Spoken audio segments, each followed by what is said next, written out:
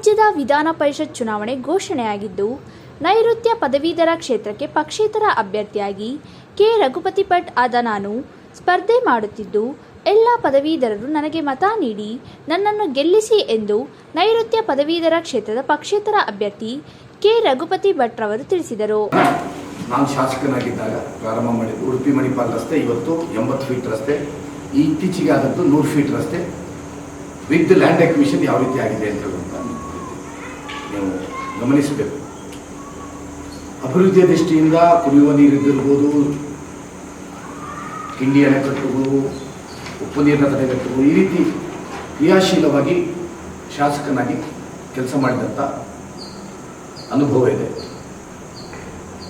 ನಾನು ಶಾಸಕನಾದ ಮೇಲೆ ಯಾವುದೇ ಪಕ್ಷದ ಕಾರ್ಯಕರ್ತರು, ಯಾವುದೇ ವರ್ಗದವರು ಸಹಾಯವನ್ನು ಕೇಳ್ಕೊಂಡು ಬಂದರೆ ಪಕ್ಷ ಇಡೀ ಜಿಲ್ಲೆಯ ಧ್ವನಿಯಾಗಿ, ಯಾಕೆಂದರೆ ಜಿಲ್ಲಾ ಕೇಂದ್ರದಲ್ಲಿ ನಾನಿರೋದ್ರಿಂದ ಜಿಲ್ಲೆಯ ಬೇರೆ ಬೇರೆ ಕಾರ್ಯಕರ್ತರು ಮತ್ತು ವಿವಿಧ ಪಕ್ಷದವರು ಬಂದು ಒಬ್ಬ ಶಾಸಕನ ನೆಲೆಯಲ್ಲಿ ಬರ್ತಾಯಿದ್ರು. ಆಗ ನಾನು ಪ್ರಾಮಾಣಿಕವಾಗಿ ನನ್ನ ಕೆಲಸಗಳನ್ನು ಮಾಡಿಕೊಟ್ಟಿದ್ದೇನೆ. ಇವತ್ತು ಉಡುಪಿ ಜಿಲ್ಲೆಯಲ್ಲಿ ನನ್ನನ್ನು ನಾನು ಹೇಳ್ಕೊಳ್ಬಾರ್ದು, ಕೆಲಸ ಮಾಡುವಂಥ ಶಾಸಕರು ಅಂತಲೇ ಗುರುತಿಸಲ್ಪಟ್ಟವ ನಾನು ಜನರಿಂದ. ನಗರದ ಸುದ್ದಿಗೋಷ್ಠಿಯಲ್ಲಿ ಮಾತನಾಡಿದ ಅವರು, ನೈಋತ್ಯ ಪದವೀಧರ ಕ್ಷೇತ್ರ ಎನ್ನುವುದು ಉಡುಪಿ, ದಕ್ಷಿಣ ಕನ್ನಡ, ಕೊಡಗು, ಶಿವಮೊಗ್ಗ, ಚಿಕ್ಕಮಗಳೂರು ಹಾಗೂ ದಾವಣಗೆರೆಯ 3 ತಾಲೂಕುಗಳನ್ನು ಒಳಗೊಂಡ ಸವಿಸ್ತಾರವಾದ ಕ್ಷೇತ್ರ.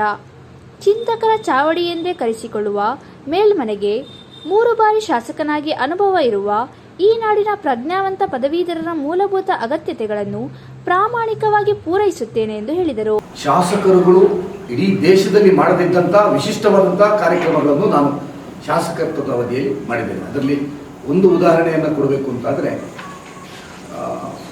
ಕೃಷಿ ಭೂಮಿ ನಮ್ಮಲ್ಲಿ ಹಡಿಲು ಅಂತ ಹೇಳ್ತಾರೆ, ಇಲ್ಲಿ ಬೀಳ್ಬಿಟ್ಟ ಭೂಮಿ ಅಂತ ಹೇಳ್ತಾರೆ. ರೈತರ ಕೃಷಿ ಭೂಮಿ ಕೃಷಿ ಮಾಡದೆ ಅದು ಹಡಿಲಿತ್ತು, ಅಂದರೆ ಅದು ಕಾಡಿನ ರೀತಿಯಲ್ಲಿ ಬೆಳೆದಿತ್ತು. ಅವರು ಮಾಡಲಿಕ್ಕೆ ಅದ್ರಲ್ಲಿ ಲಾಭ ಆಗೋದಿಲ್ಲ ಅಂತ ಬಿಟ್ಟಿದ್ರು.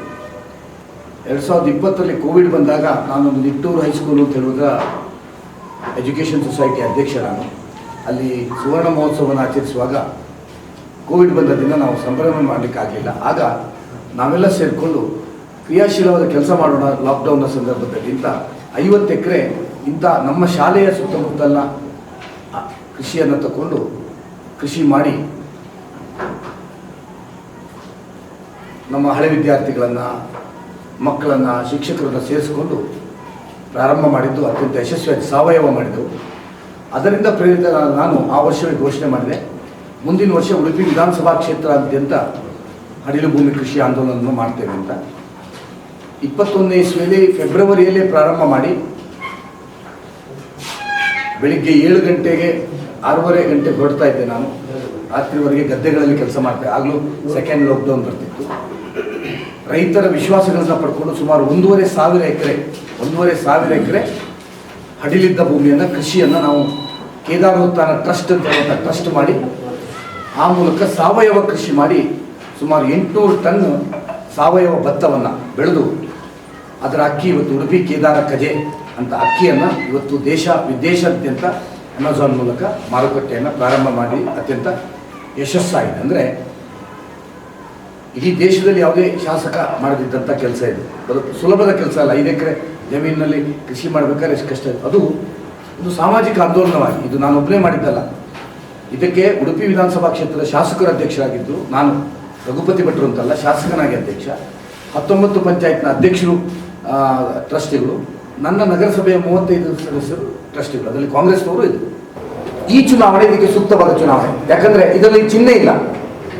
ನೀವೀಗ ರಘುಪತಿ ಭಟ್ರ ಎದುರು ಯಾವುದೋ ಆನೆ ಗುರುತು, ರೈತರ ಚಿಹ್ನೆ ಅಲ್ಲ ಇದು.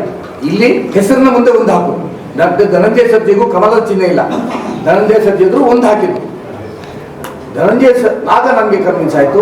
ಮತ್ತು ಈ ಚುನಾವಣೆಯಲ್ಲಿ ಗೆದ್ದರೆ ಯಾವುದೇ ಸರ್ಕಾರ ರಚನೆ ಆಗಲಿಕ್ಕೆ ನಂಬರ್ ಆಗಲ್ಲ. ಕೇಂದ್ರ ಸರ್ಕಾರಕ್ಕೂ ಆಗಲ್ಲ, ರಾಜ್ಯ ಸರ್ಕಾರಕ್ಕೂ ಆಗಲ್ಲ. ಕೇಂದ್ರ ಸರ್ಕಾರದಲ್ಲಿ ಚುನಾವಣೆಯಲ್ಲಿ ಮೋದಿಯ ಬಗ್ಗೆ ನಾವು ರಾತ್ರಿ ಹಗಲು ಕೆಲಸ ಮಾಡಿದ್ದೇವೆ.